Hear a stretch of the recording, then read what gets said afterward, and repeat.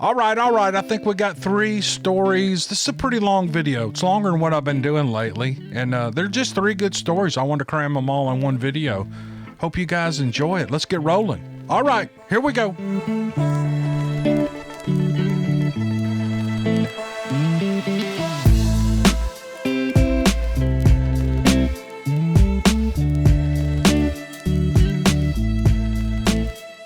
Here's a story from Justin. Here's what he writes. I'm 32 years old. I live in southwestern Illinois, right across the Mississippi River from St. Louis.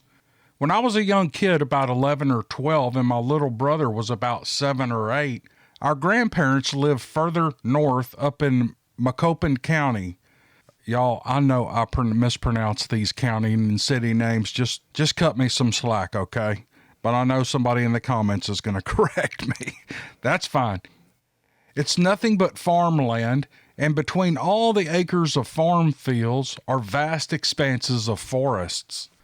My grandparents' house and land was surrounded around the south and east with corn and bean fields. Behind their house to the north and west was a small creek and a long stretch of forest that seemed like it went for miles. My grandparents got their water from a well. It was a well with a hand pump. I remember my grandfather pumping bucket after bucket of water and carrying them to water his horses and pigs. One night, my brother and I were spending the night with them, and my grandfather told us a story about a wild man who lived in his woods.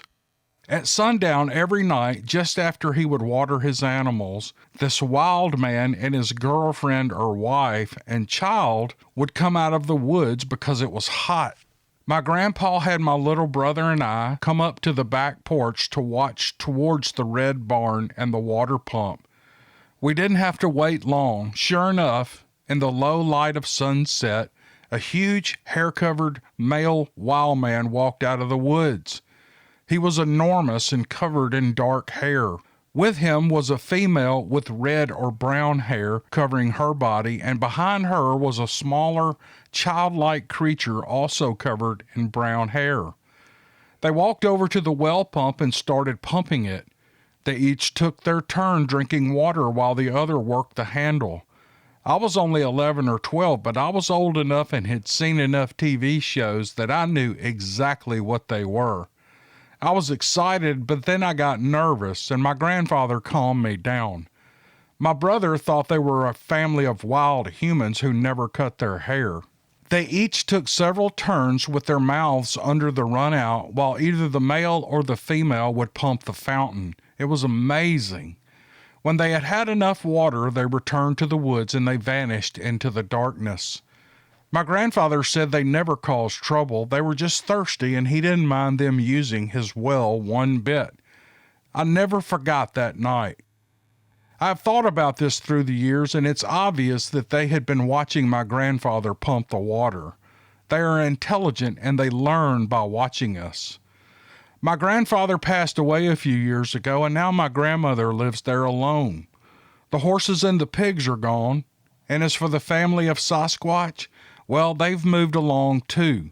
No telling when or where they went, but they never caused any trouble at all. My grandparents said when my brother and I were young, they would always hear wood knocks and vocalizations during the day and night, but they were never afraid.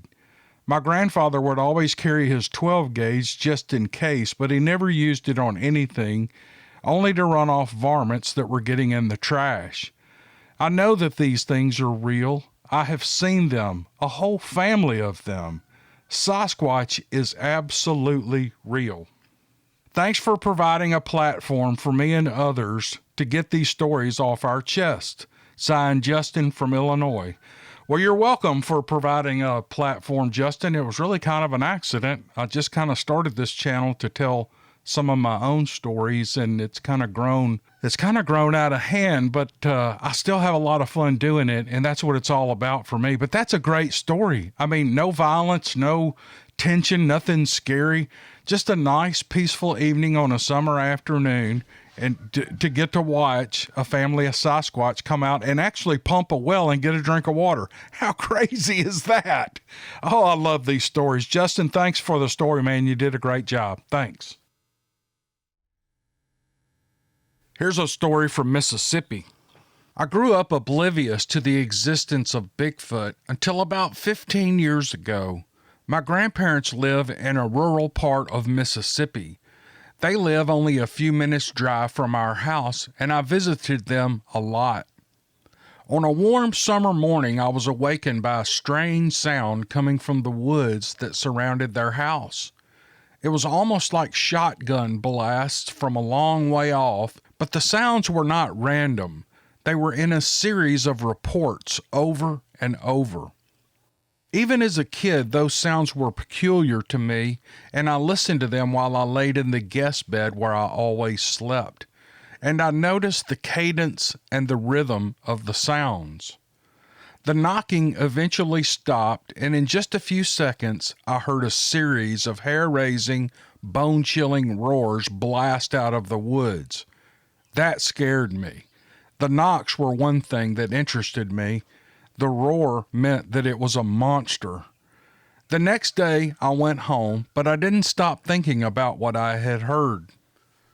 2 weeks later, I was back at my grandfather's house to stay a while, and my 9-year-old mind got curious. So I picked up an aluminum baseball bat from the garage. I went out to the furthest tree to the creek, and I tore into that tree. I hit that tree several times so that the sound would carry, and I kept up a steady rhythm. I did this for 4 days, and I got no response from the woods.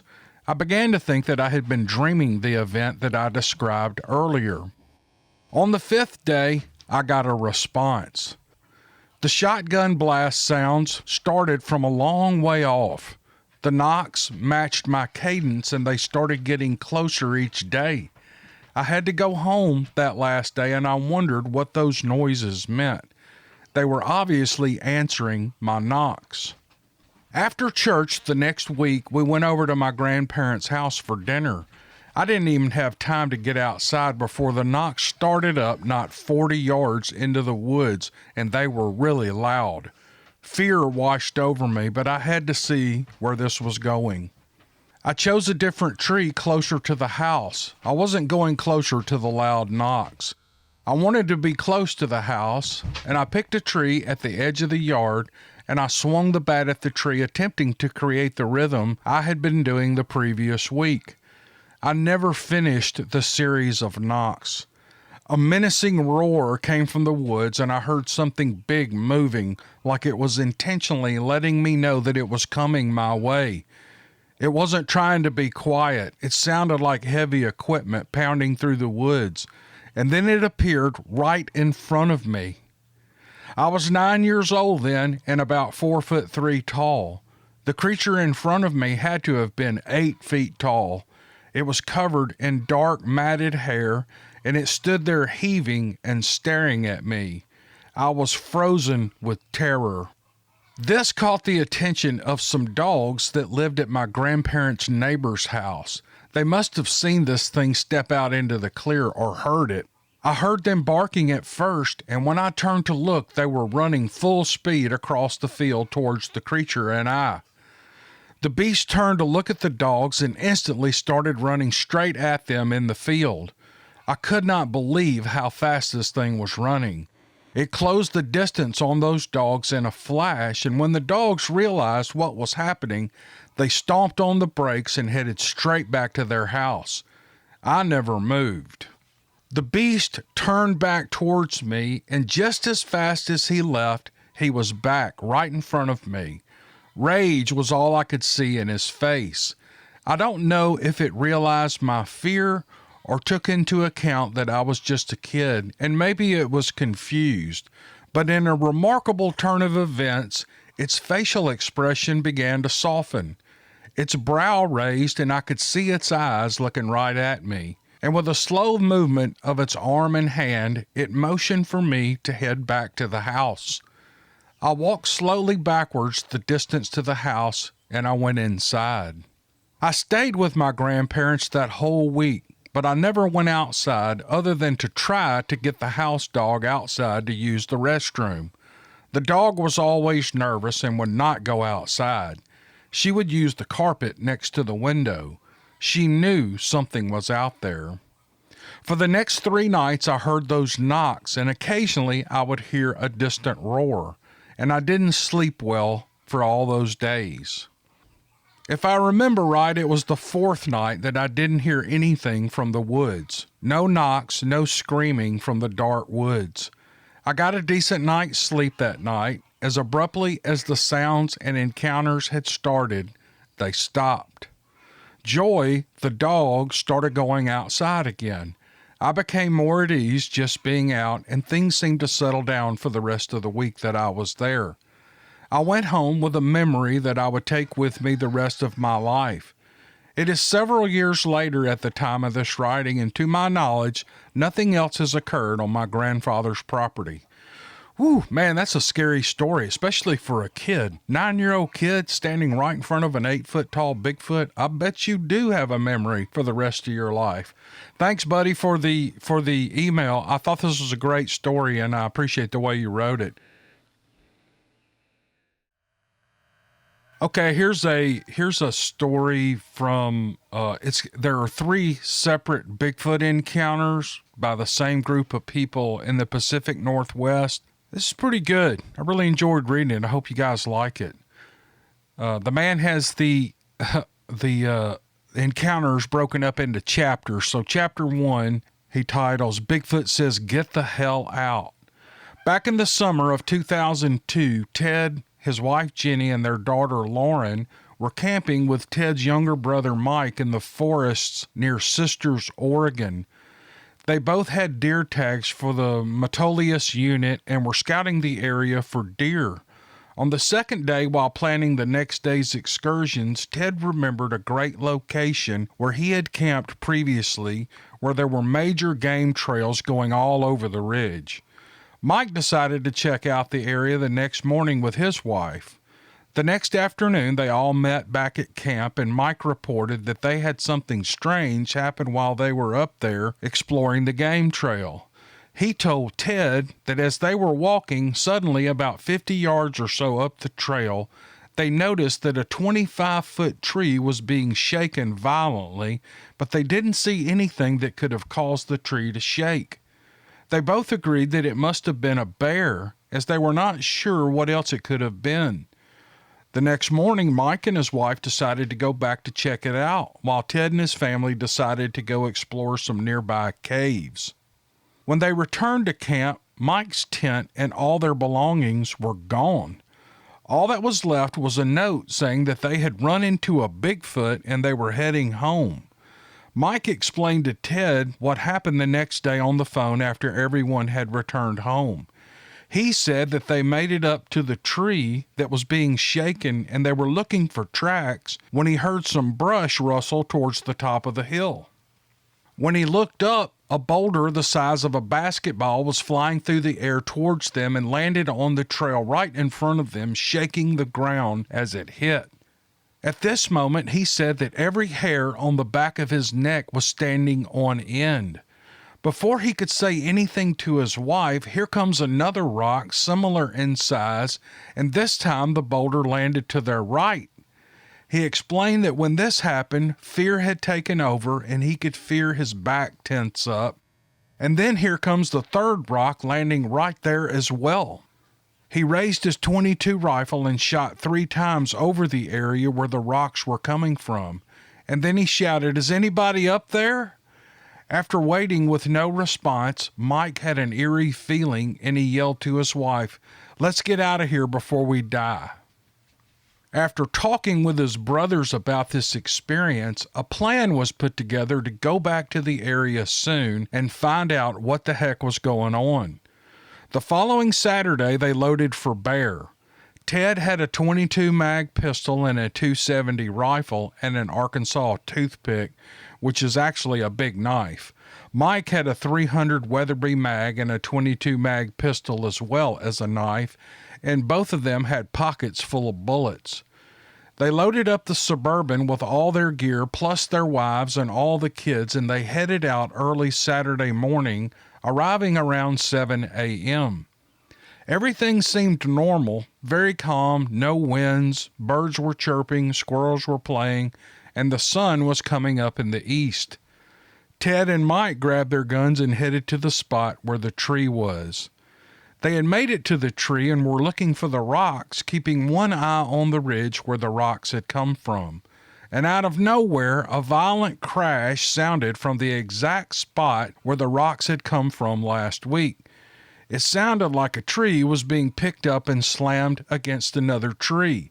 Holy crap! Immediately, they were each down on one knee looking through their scopes, trying to find whatever had just made that noise. Then they noticed that the woods had shut down with no noise whatsoever. Mike was also scanning the hillside with his rifle as Ted walked over to him, whispering, "What in the world was that?" They stood for a few moments in silence, and Ted said to Mike, "If it charges, I'm going to kill it." About that time, a second thunderous crash happened again in the same spot. Ted's heart was in his throat and beating like a drum as they both stood scanning the trees with their rifles.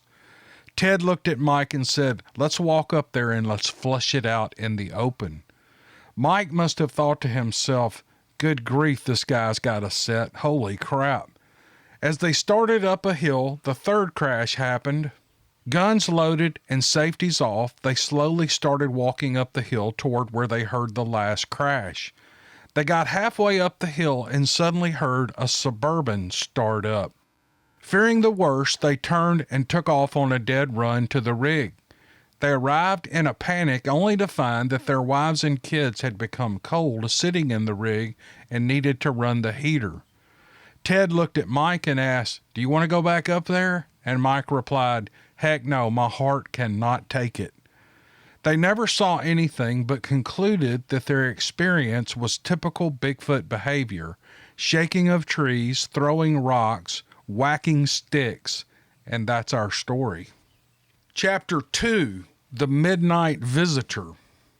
6 years later, in the fall of 2008, Ted, his wife Jenny, and their daughter Lauren, as well as Ted's older brother Travis, had drawn deer tags for the Metolius unit and were excited for opening day.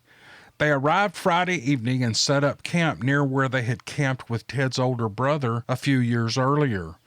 They put their two tents up about 8 feet apart with a giant tarp that was 30 by 25 feet in the trees about 10 feet up to keep the rain and the dew off of them and their supplies. They had plans to stay Friday night until the following weekend, 9 days in total. Everything was going great. They were seeing lots of deer, passing on some smaller bucks and hoping for bigger ones to appear. On Wednesday evening after dinner, they decided to play a game of balderdash. It had been a long day, as they had risen early, and everyone seemed to have giggles, especially Ted and Travis, when it came to weird words on the playing cards. Let's just say they were all having a great time at hunting camp without a care in the world. And then they finally decided to go to bed around 10 o'clock. Around 2 a.m., Ted was awakened to heavy footsteps coming toward the camp from his brother's truck that was parked about 100 feet from the camp. It was dead calm out and about 15 degrees Fahrenheit. The ground was crunchy because of the freezing weather. Ted had been sleeping with his .270 Savage by his right side, loaded and ready, with his wife and daughter sleeping to his left. His first thought was Travis went to his truck for something and I'm only hearing him coming back to camp. As it was walking toward camp, Ted could distinctly hear that it was walking on 2 legs, and as it was getting closer, he started to hear it breathe. He thought that his brother might have had an upset stomach and must have gone to the truck to get some pills. But as he heard it walking towards camp, it sounded like it stopped at the fire pit. The sound was like Darth Vader breathing, low and deep. Unbeknownst to Ted, his brother was now awake in his own tent, and he was thinking that it was Ted gathering firewood in the middle of the night and that he was out of breath. As both men were lying there in their separate tents, they realized about the same time what they were dealing with. This heavy breathing went on for 10 to 15 minutes. Ted was thinking that it was spending a lot of time there because of all the odors, as that is where he had been doing all the cooking. He could not get himself out of bed to peek, but remained motionless, listening so intently that he was not thinking of anything else. Then it walked over to Travis's tent and stood right in front of the doorway and remained there for several minutes and still breathing like Darth Vader. It seemed as if he was contemplating what to do next or wondering what he was smelling. Later, Travis remarked that the sound of his breathing seemed to be coming from the top part of the tent, about 7.5 to 8 feet high. Travis never moved a muscle, controlling his breathing and thinking, I left my gun in my truck. Oh crap. And then they both heard it walk off into the woods about 50 feet and then it stopped.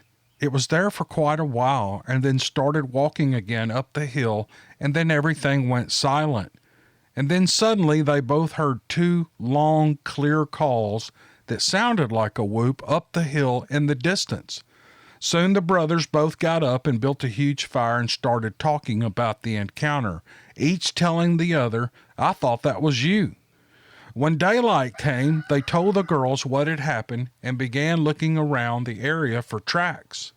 They didn't find anything, but they realized that they were not leaving tracks either because of the frozen ground, which was littered with pine needles and small rocks. As they were recalling the experiences the previous night, they both agreed that they heard it leave camp and stop about 50 feet out. They all then began to scan the woods to find out what it may have been doing. And then Travis yelled out, I found something. That something ended up being a giant turd that the Bigfoot had left. Travis looked at it and exclaimed, I have hunted my entire life and I've never seen a turd like this. Lauren joked that it was probably hers. Oh, these people have a sense of humor. I love it. It was about 12 inches long and 3 to 4 inches around and had pieces of bark and leaves in it. Travis said they should wrap it in foil and put it in the cooler, to which Jenny replied, oh, hell no. As they stood there that morning, they were in disbelief that they experienced another Bigfoot encounter close to the spot where they had come across him a few years before. Ted remembered reading once that Bigfoot is attracted to laughter and noise. Now he knows they are. Coincidentally, Travis decided to go home later that day. Chapter 3. I finally got a glimpse of one. In 2017, Ted and his wife Jenny had purchased elk tags for the Cascade Range in Oregon. They got up early on opening morning, threw all the gear in the truck, and headed out in hopes to bag a couple of bull elk. They decided to begin their day in the woods around the Marion Forks on Highway 22 and then travel Sheep Creek to Highway 20. This would provide a full day of hunting and driving. That afternoon, they arrived at Highway 20, and Ted said to Jenny, well, we have at least 1 hour of daylight left. If we head to our old deer camp area where we have all the Bigfoot activity, we could hunt the last half hour of daylight. Jenny agreed, and as they arrived at the area, the sun was going down and the woods were getting dark. Ted made a turn down a gravel road, and as he was coming out of a corner, he looked down the road about 300 yards. On the left side, he could see something dark black standing just off the side of the road next to the pines. It looked out of place. It was the only thing black that was close to the edge. He slammed on the brakes and he yelled for Jenny to get the binoculars. As he focused the binoculars, he could see the shoulders and the head, but no facial features. It had a cone head. As he was looking at it through the binoculars, it just stepped off the road and he clearly saw that it walked on 2 legs. Then he yelled, hang on, and punched it to get a little closer. They got to where it had been standing, got out to look and listen for a while, but did not hear or see anything. The next morning, he put out 2 game cameras on that trail, but he captured nothing. The area where he spotted this Bigfoot was about 1.5 miles from where they had the midnight visitor and about 3/4 of a mile from where the Bigfoot says, get the hell out. All these incidents happened in the late summer, early fall of the year. The crazy thing about this is the brothers had all heard of Bigfoot while growing up, but did not really give it much of thought until these experiences. It serves to change one's minds about what is out there. Ted's opinion is it is an ape that walks upright like a human and that it is nocturnal. It still will move during daylight hours if it needs to.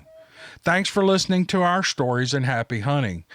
Man, that was a good set of stories. I'm glad you broke it up into 3 chapters. It kind of segments everything, but you did a great job writing this, and what an exciting 3 experiences. Man, that is awesome. Thank you for sending that in. We all enjoyed it, and I really appreciate you. Thank you for watching my video. I can't tell you how much I appreciate it. And we'll see you guys on the next video. Thanks.